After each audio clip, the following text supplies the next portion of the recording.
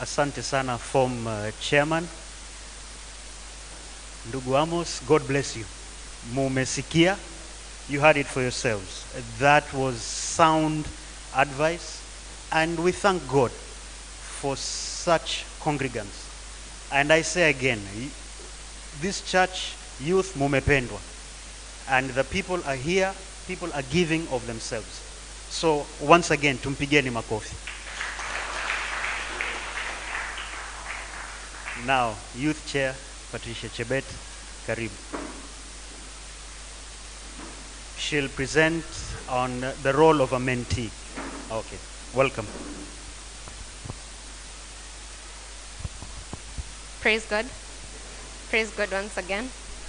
Majenzie. Majenzia.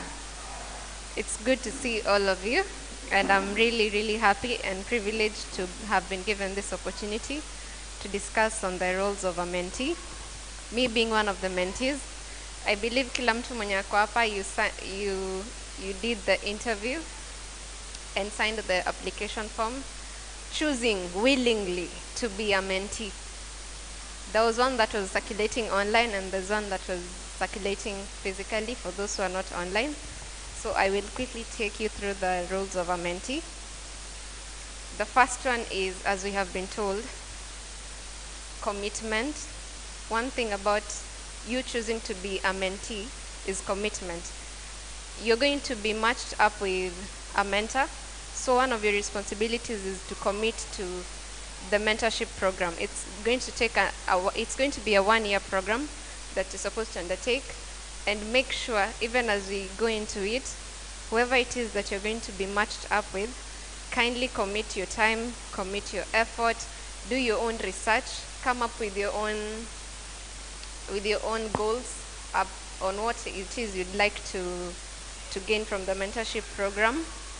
Number 2 is also, one thing that is very, very important is, even when you're matched with your mentor, there are those skills and knowledge that you're able to pinpoint from this mentor. I can take this from this mentor, I can take this. Take as much as you can, so that even as we go by, we're going to do a survey on the relationship between a mentor and a mentee. We want to assess over time, is the relationship fulfilling to both parties? As a mentee, am I feeling fulfilled? Am I feeling like I'm being mentored in the proper way, or in the way that I feel comfortable with? Because we know as Gen Zs, kuna venye tu, we like doing things a particular way, and we'd like also our mentors to understand, because over time you're supposed to be able to communicate.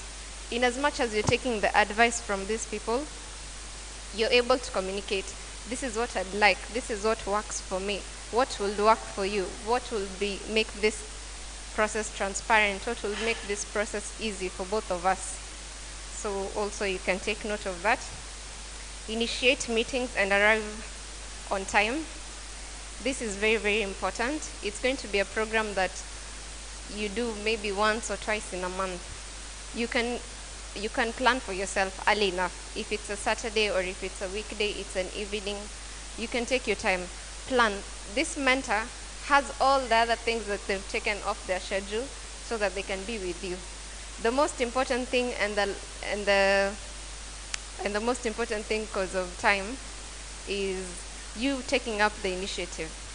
When the mentor tells you, okay, this works best for me, this also works best for you, take the initiative, come to the meeting early, come to a place that is convenient for both of you, and you can give us feedback over time as well.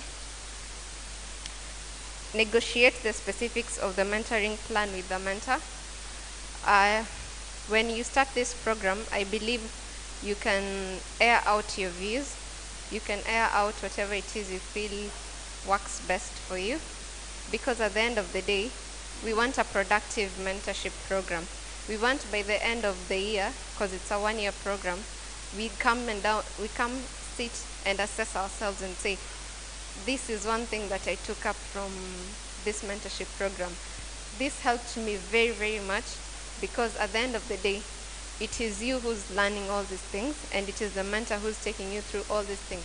So take as much advice, negotiate whatever it is you feel you're not comfortable with, and in case you feel you need a change or you need a reassessment of whatever it is, our matron is here. You can always reach out to her through phone, through physically. She normally comes to our services once in a while. So you can approach her, come and talk to her. You can approach our youth pastor as well, and any other person that you see seated here. We're going to listen to you. We're going to take up what you're going to tell us. As Mr. Maktolo has told us, seek advice from these people.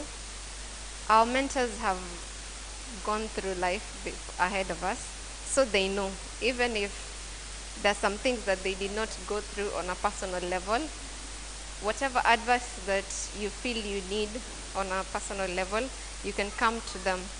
Whether it's a man, whether it's a woman, you come and tell them, me, by the way, I feel like life is kidogo, inanilemea, or studies are like this, or work is like this, or I'm really struggling to get a job. Can you pray for me? Can you walk with me through all this?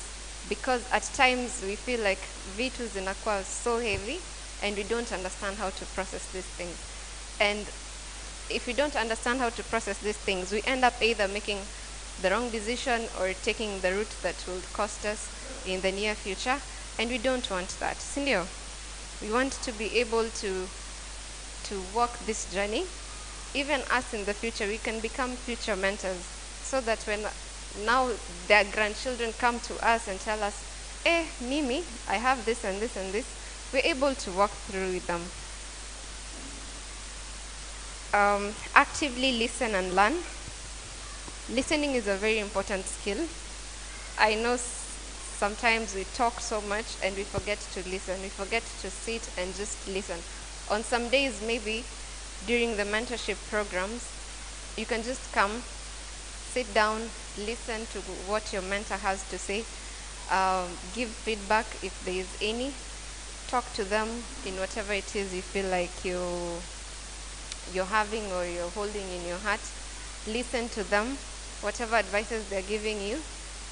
They understand what's best for you, because as we have been told, they wouldn't want us to make the same decisions if it's a wrong decision, to make the wrong decisions that they made, or they know people who have gone through that path and they have gone through a stray path, and the advice that they're giving you, kindly listen to it, take on it, and I think it's going to be a very, very productive mentorship program.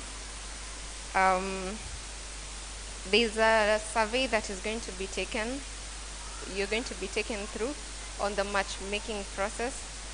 On this survey and the application form, you were going to fill in whatever it is in terms of the skills that you feel you'd like to acquire, in terms of the professions that you're going through. If maybe you'd like to be an engineer, or you're studying engineering, or you're studying law, there are people who have been chosen exactly. If you're studying psychology, there are people who can walk you through all these things. And at the end of the day, we would like to appreciate each and everything that you do. I believe those are most of the roles that I have touched on because of time also.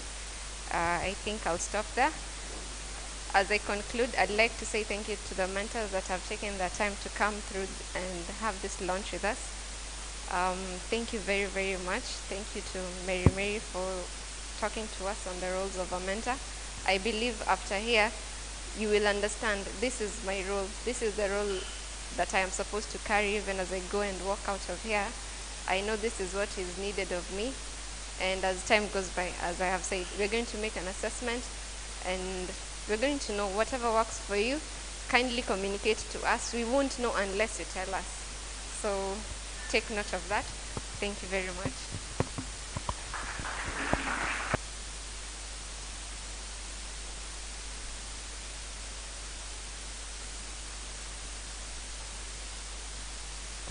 Thank you so much, Patricia.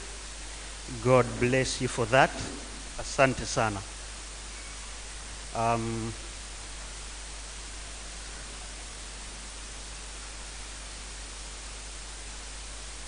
So the next phase, I'll touch on the matching process. I'm John Mturi, and I love Jesus Christ as my personal savior.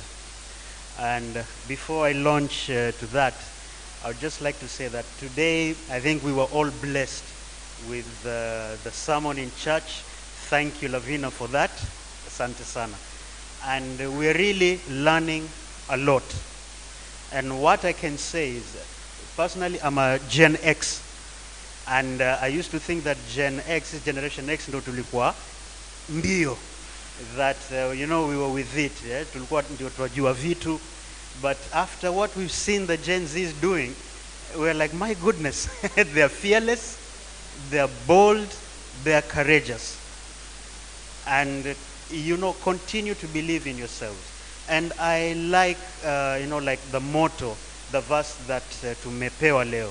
I believe it was 1 Timothy chapter 4, verse 12. Do not let anyone despise you because of your youth, but be an example. Believe in yourselves. Be an example to the believers in faith, in love, in purity. Yeah. So we've seen you're already courageous, you're bold. Yeah. From millennials to Gen Zs, I believe even the ones that are coming, Gen Alphas, you are very bold, you're very courageous. You need to believe in yourselves. But as you believe in yourself, remember that there's God. Remember that there's God. That whatever you do, it is by His grace. It is not by our own strength. And when we were growing up, there were some things that were advantageous to us, that technology was not that much of a distraction, to be honest. Our parents didn't have to monitor us as much. What are you watching on the TV? Because there was only one TV station that would start at 5, initially at 6 p.m. Ikifika 10 p.m. station inafungwa. You go, in fact, you're asleep even before 8. Yeah. So there were programs that were set. The parents didn't have to worry much about what kids are viewing. But with technology, imekuja with its own challenges that parents have to worry what is on social media. Social media technology has its advantages, but we've seen it has its drawbacks. I can say one of the drawbacks is whatever you see on social media, the glittery life, that is not real life. Trust me. That you see things on social media, they seem glossy, they seem glittery. You leave that there. Some of those things add to the pressure that nimefika this age, this stage, I need to be like so and so. I need to be here. And I like the preaching for today because it shows us that there's more. There are battle scars that the older generation have. Wale ambao wamepitia. There are those stripes that they have, because how do you get a diamond? It's millions of years that coal ilifinywa under pressure for it to bring out something beautiful. So most of the success that you see, it has not been overnight. And it is all by the grace of God. So even as we all, the ones who are adults, the ones who are young, we're all aspiring for something better, to be better. But it is by the grace of God. So that was my brief comment. Now, the matching process and the matching policies that have been set. It's a template that was rigorously done. It is concise, it is precise. And the program coordinator, Reverend John, will be going through it with his team. Now, what it entails is, it starts with, we have the different forms that have been generated. A survey was done. The surveys, I believe, will still be open so that we get more mentors and more mentees on board. Now, it starts with preferences. Now, what the preferences are, you'll know what the mentors likes and dislikes, or their career path, and their actual profession. And the mentees likewise have a certain preference. So it starts with the matching of the preferences. So the team will look at that. Then they'll start putting together the most likely candidates for the pairing or the matching. Then the next thing or the criteria that is used is gender. So it is male, adult male to youth male that is being paired. Adult female to youth female that is being paired. So I believe that so far we are together. The next phase is we're looking at geographical considerations, geographical positioning. So we are looking at, let's say, the Nyali area, then there's Mtwapa, there's, town. So much like how you're looking at the cell groups, that these are people who geographically are joined or are related geographically. It is basically the same thing that we are looking at. That a mentor, mentee, it should be very easy and convenient for them to have access to each other. So after that geographical consideration, we are then looking at the career choices that people have. Then those also are being matched. So this is also another difference. Gen Z comes here, they'll have a tablet or a phone. We still have to go through our papers. So we have the common interests that will have been picked up from the survey. So the next process of this, or part of the matching process, is once a possible pair has been identified, then the team will call upon either the youth matron or the patron now to reach out to the parents. No, first it is the mentors, sorry, to reach out to the mentors. And then they'll look at the list of candidates. And then they'll tell them, look, we have a certain possible match or pairing. Now, what some of the safeguards that have been put is that they will not use the last names. Now, this is so that a neutral environment can be secured or provided, so that there are no biases in whatever form. So last names will not be used. So the mentor will be informed that, look, there's this possible pairing. These are the common interests that are there. Now, once the mentor has expressed interest, then the next person or the next group is the parent or the guardian, depending on the age of the mentee. The parent or the guardian will be contacted. They'll be given details of the mentor and information. Then the parents will decide that, yes, we are okay with this pairing. Then from then on, the mentee is involved. Now, the mentee may seem that they are coming last, but this is for a particular reason. This is so that we can avoid disappointment. Because you can just imagine somebody has been looking forward to a possible match, and then you tell them before it has actually happened.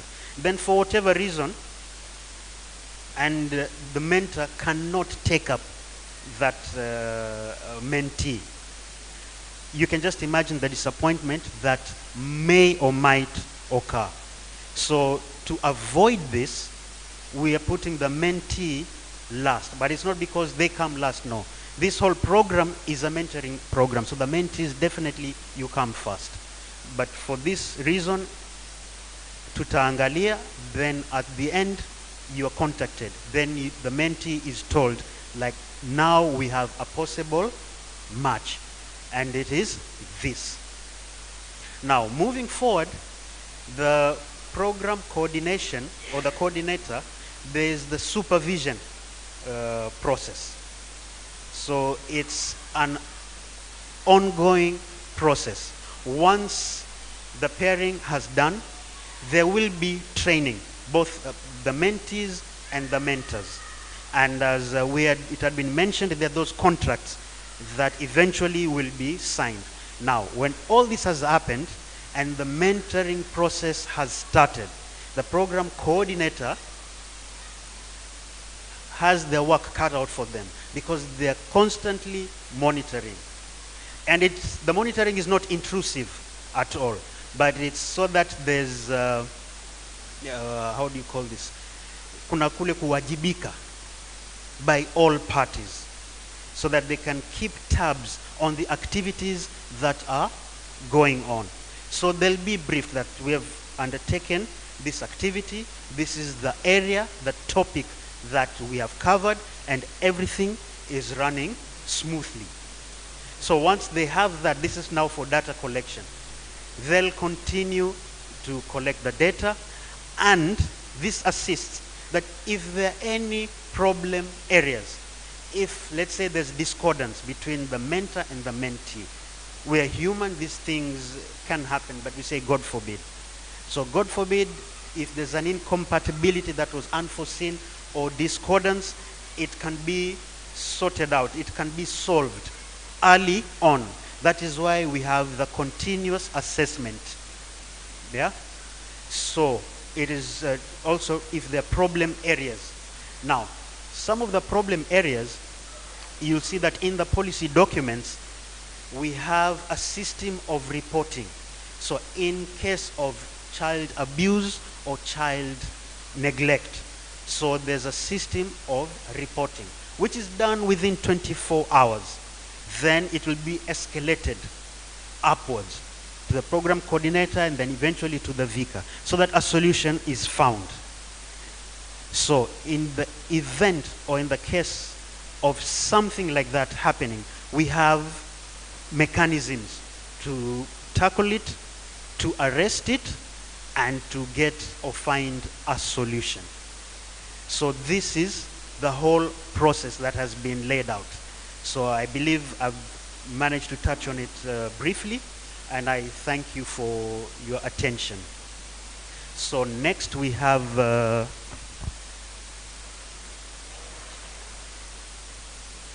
Dennis Bett, who will talk on other policies and the procedure summary. Welcome, Dennis. Let's clap for him. Thank you very much. Before we continue, I'd like all of us to stand up.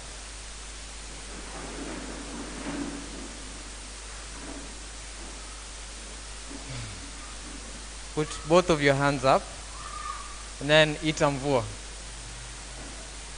Call for the rain to come. And then put your hands like this. Stretch. Stretch again. Tumekula pila unajua. It's a good afternoon, and it's a very hot afternoon. Okay? Now you may sit down.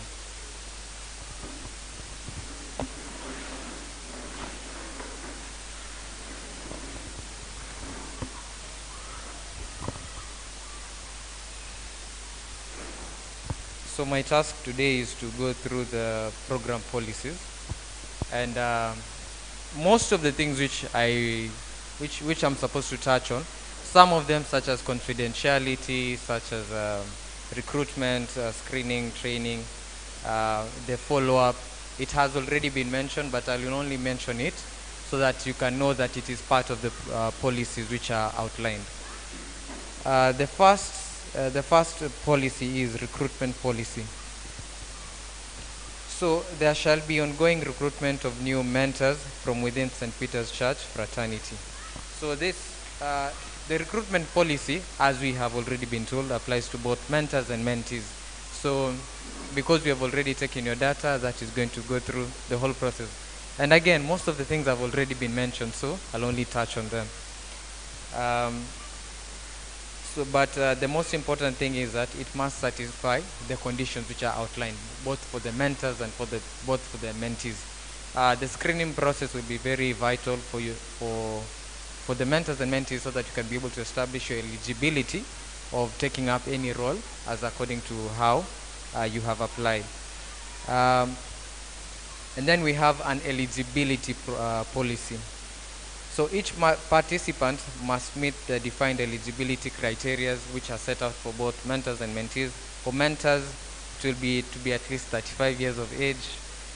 Mentors of member of A.C.K. St. Peter's be willing to adhere to all YMP policies and procedures, agree to a 1-year commitment, commit to spending a minimum of 4 hours in a month with the mentee, be willing to communicate with the mentee weekly, agree to attend a mentorship training, be willing to communicate regularly with the program coordinator, not to be a convicted felon, not to be the use of illicit drugs, not use alcohol, and not currently be under treatment for mental disorder. So those are just some of for the mentor.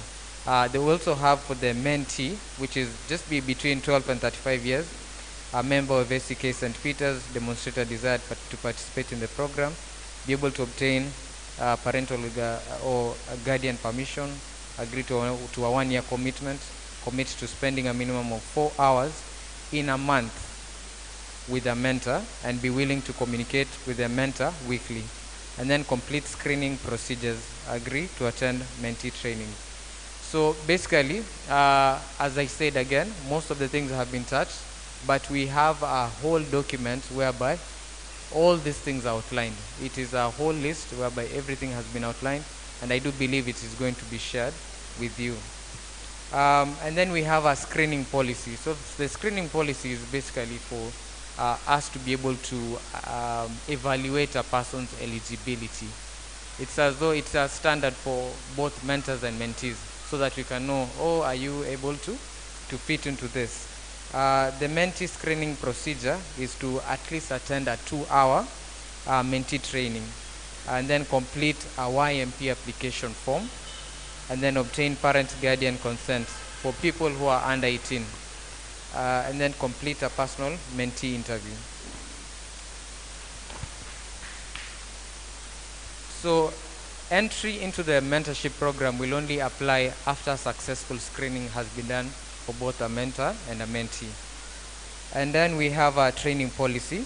So for the training policy, you should be able to attend at least for a minimum 2-hour training policy, and for a minimum 2-hour training, which shall be conducted within the program. And then we have a matching policy at the same time. We had John had already also touched on it, but the matching policy, again, based on certain characteristics such as similar gender, common interests, geographic proximity, similar personalities, matches, and such kinds of things. The other one will be match support and supervision policy.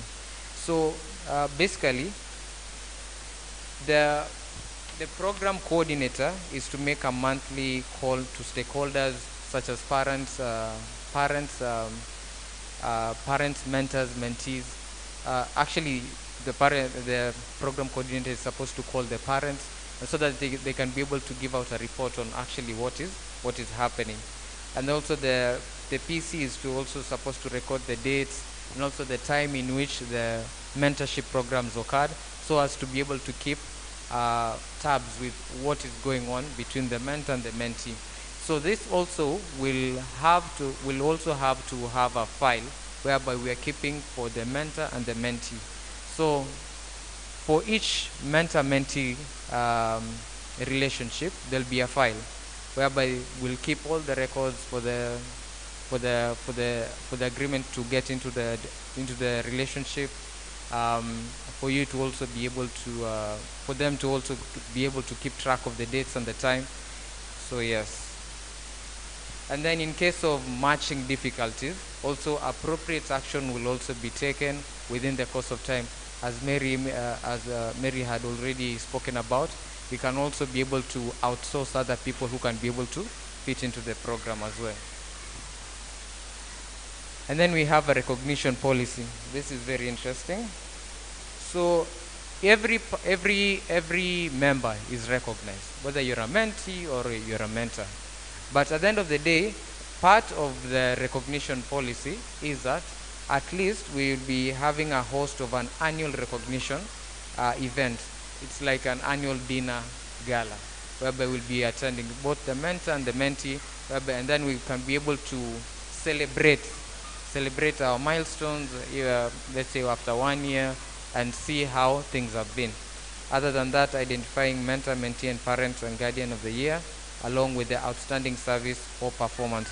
So let us also all do our best within this, within the mentor-mentee relationship. If you're a mentee, strive your best, and then if you're a mentee, strive your best, and then the mentor also will give out their best. At the end of the day, we're always just trying to bring out the best in each part.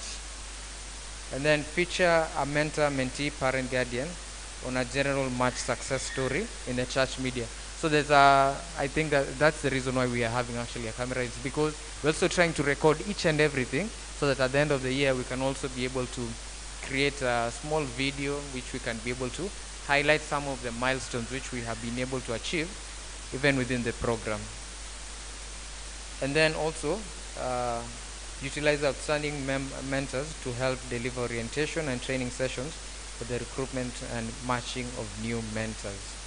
So we also have a record keeping policy whereby we are required to keep record of each and everything which happens, and those documents will be under the care of the program coordinator.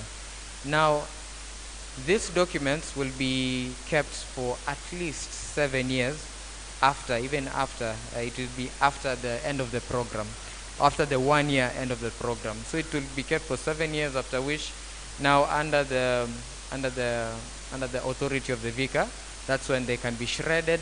It can either be digitally or it can even be paper, but that's when they can be shredded and then they can be done away with. Apart from that, we have also there's a bit of confidentiality in the record keeping, which has already been highlighted. And then confidentiality policy, which is still the same. Each and every other person is supposed to uphold a high level of confidentiality, both from the mentor and the mentee side. Except for that exception whereby we were told about Al-Shabaab, what, that you can be able to step up a bit. The other policies such as drug and alcohol abuse policy, whereby engaging in drug and alcohol abuse while within the confines of the relationship is not allowed, and if so noted, then reasonable action will be taken, such as given a warning, or in case of any unacceptable behavior, then there will be maybe a legal action at the end of the day. So some of them might include being demeaning, sexual, unwelcome physical contact, denigration, intentional violation, physical abuse, and everything else. And then closure policy. The closure policy was meant so that you can be able to have a policy that you can be able to state the terms in which the mentor-mentee relationship can end.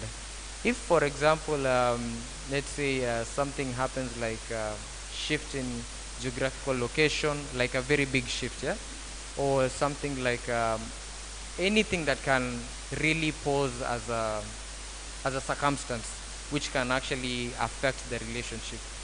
Let me give some examples. Probably after the end of 1 year, and then one or both of the participants do not want to continue with the match, and then there are changes in the life circumstances of either the mentor or the mentee. Like, let's say someone becomes hospitalized for a very prolonged period of time, or someone, God forbid, all of these other things such as death, and also being in an asylum and such kinds of things. And an individual no longer meets the requirements for program participation, at the discretion of the mentor, mentee, parents, guardians, and program coordinator. So the closure policy is just meant for each and every person to be able to have a good closure of each and everything. And in case, like, let's say for example, there's a mentor-mentee relationship ends before the end of the 1 year, then there will be an assessment of whether we can be able to reassign either the mentor or the mentee to a different person. And then at the end of the day, part of the closure policy is that there'll be some few KPIs, key performance indicators. It's not corporate, but it's just a few indicators which are going to be used, such as,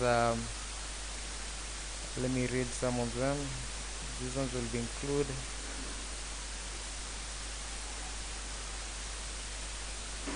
Yes, so such as looking at, let's say, how the mentee has grown up. Are they developing? How is the academic performance after the beginning of the mentor-mentee relationship? How are they? How is their self-esteem? How are they dealing with things which they had issues with, and such kinds of things. So those are some of the areas which are going to be looked at while evaluating the same. So apart from that, we have an evaluation policy. Yes, it is actually the evaluation policy. So yes, looking into youth self-esteem, academic performance, peer and parent relationships, moods, alcohol and substance abuse, and sexual activity. And then we have also the 6 steps of program evaluation. So the whole program will be evaluated based on 6 steps, which are going to include establishing stakeholders, people who are going to be brought together, mostly of people who understand and also who can be able to judge the whole program accurately, and then and then there will be an explanation of what the program is about, and then select a design and evaluate the design on how to evaluate the whole program. And then after that, we'll be able to collect data and then generate conclusions based on the data analysis which has been done, and then the findings will be presented for everyone else. So with that is part of the program policies. So thank you very much.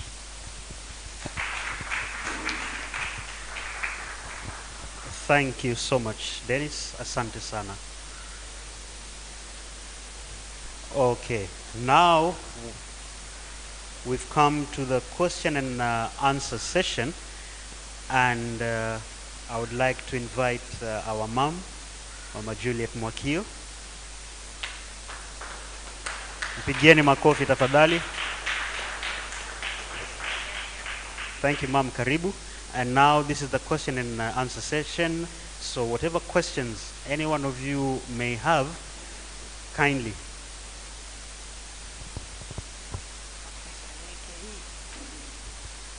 Praise God. I think you know my name. Oh, there's somebody who doesn't know me. Okay. My name is Juliet Mwakio, and I'm the youth matron. And I've been the youth matron for some time. I know we were told by our preacher at Atieno that you can retire, but you're not tired. Because why am I saying this? I did my 3 terms. 3 terms is 6 years. So I said, sasa wacha nipumzike. But now I'm doing the 4th term. And it was quite encouraging that I'm still not tired, although I'm retired. Yeah, I think I'm the oldest here. I'm in my mid-60s. I'm turning 66 next month. But I consider myself young. Yeah. So now, we did a similar program 2019. Is there anybody who was here 2019? Apart from Esmond? You are a mentor? No, mentees. Was there any? Yeah. Yes, Steve. Oh, yeah, I can remember. So, and Esmond. Those are, I know some have relocated, but we did a similar program 2019.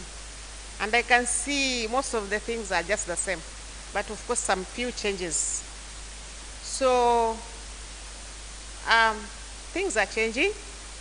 But even if things are changing, they still remain the same. Even if education changes, it's still education. Yeah. Like for us, we did 7, I don't know, 7, 4, 2, 3. But it's education. My children did what? 8 for 4. My grandchildren will do what? CBC. You see? But it's all what? Education. Mwalimu. It's all education.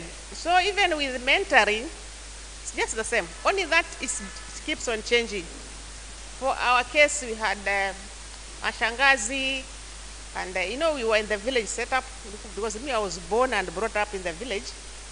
So when you talk of TV, some of us saw TV when I was in Form 2.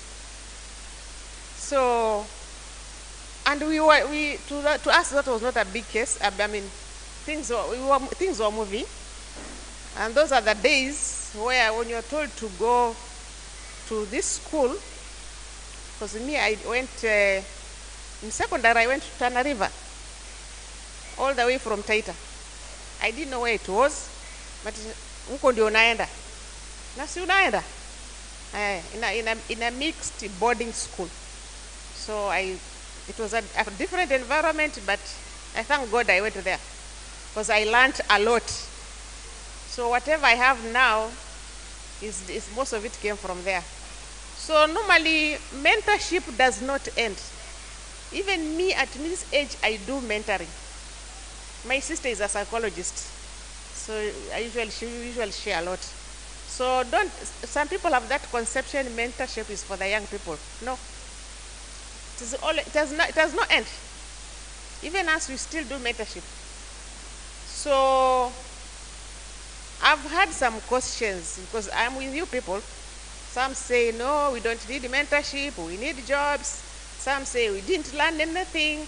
Some say, okay, what I know 2019 when we started, by 2020 there was COVID. So somehow, Cindy or Steve, hatukuendelea. So COVID came, everything went down. Then the person who was really steering it, the late engineer, that has became sick. So that's how somehow, but personally what I know, it was a success. It was a success, but because everything when it starts, because even now what we are doing now, do you know we are doing so much from the other side, from what we did. So where did we go wrong? What can we learn? It keeps on. So it's just evaluating. So for my role here today is to answer questions if they are there. That is what it is there. Then from there we unveil it. But what I can say is, because even last time my daughter was paired, and they never communicated. I remember during our meetings, Tony, I think there was a question which came up. Is it the mentee or the mentor who should contact? Was it sorted out? It is the mentor. Because is it the mentor or mentee when they are paired? Who should start? Okay, what I'm saying, my daughter was paired, but they never communicated with the mentor. So when we were doing the meetings virtual, there came a question: who should start the process? Is it the mentor or the mentee? The mentor. The mentor. It is the mentor who should start. Okay. Yeah, because somehow it got, because according to my daughter, she was expecting to be called, and the mentor didn't call. So let's start, let's be positive that things will work. And the other time I think I spoke, we were talking with the vicar, and I asked him one question. We do AWF, MU. We usually do this group. I know Patricia is aware about this mentoring. And I asked him, if we are doing this for the ladies, what about for the men? Because now Karma is on board. So we are very happy that whatever we do to the ladies, even the men, even if it is being taught the same book, it should be the same. Because what is happening, and the way people are saying, the girl child has been empowered. Because before, ladies used not to go to school, so the thing has been going up, up, up, up. And even for the few you mentioned, I don't know, the Chief Justice, that's just a fraction. We need more. So we need more of those. But the truth of the matter is, because I'm a mother of 4, so I have 2 boys and 2 girls. And my last born is 32. Huyo ni nani? Ni millennium ama ni nani? Mnaita nini? Huyo si Gen Z. Yeah, because when I call him ananiambia sisi ni keyboard warriors. So I don't understand that one. That's my last born. So I think we should be positive, and in case sometimes we can even have group mentorship, the way we do it in the Mothers Union. See, it's not a must that should be one-on-one. Yeah, so what I'm trying to say is, can we embrace this positively? And if you feel you are, because I mean, if you feel you're not for it, please don't discourage others. You know, I'm in your platform, so I see everything. Sindio? So sometimes just be positive, that you'll get something out of it. So I think we are going to do well, even if you could see most of the mentors are not here, but we are communicating with them. So -2 is there. If there's any question, any answer, before we unveil this.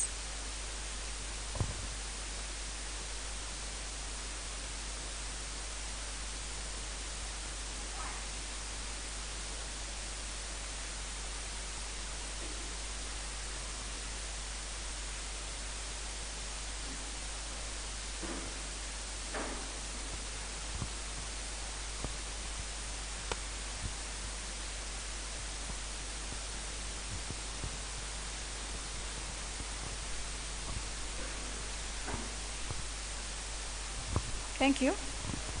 I'm asking, is it just, when I look at this mentorship program, is it just the mentor-mentee, or there's a point where the two will converge, like a big group, the mentees, all the mentees and mentors, and have some topics that can be handled together, where like people can be, or the mentees can be talked to as a team?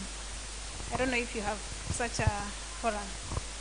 Yeah, I think that's what I meant by group. At some point, it will be a group mentorship, because it can be a situation where you have a mentor whom you might not be able to connect, or maybe because he's busy or what. So when there are such challenges, I know they'll be handled. Then we can have a group mentorship. The way we are saying, when you are in a group mentorship, you know, you can discuss so many topics. So I think that is also incorporated, and that can work well, because sometimes people feel when they are together, they work better. That's what we have been doing for this Mothers Union and the AWF for almost 6 months. We usual topics, so many topics relating from even dating, relationships, parenting, yoyote, and it's the same. Can be handled. Yeah, so that can be done. By the way, we'll listen to you people. Yeah, most of the things will come from the mentees.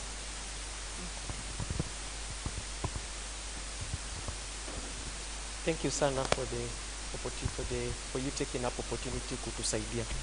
Mine was just kidogo clarification.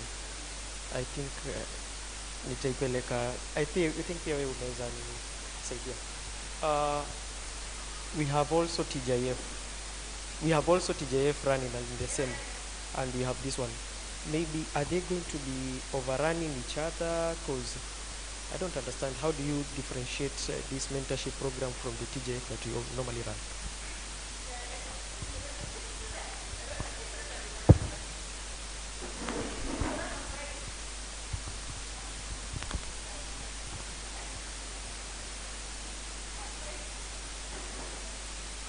That's not the start. supposed to be, yes, is real because it's 5:30, but it starts at 6:30. Kwa ground, things are different. But what we've said is that they have other interests. Ni kama TJF sasa imekosa umaarufu. I think they want something else, which they are not saying, because they are not coming. To answer that one, is that the same thing you are saying. When we went to my program throughout, ukiona Mothers Union, kama zamani kulikuwa kuna Mothers Union msaidizi, Mothers Union mdogo, anasaidiwa, anaingia. And Chairman McToll has just mentioned, kujiamini, kila mtu anajiamini kivyake. Unasikia paka mtu, niliona clip nyingine anasema, sio lazima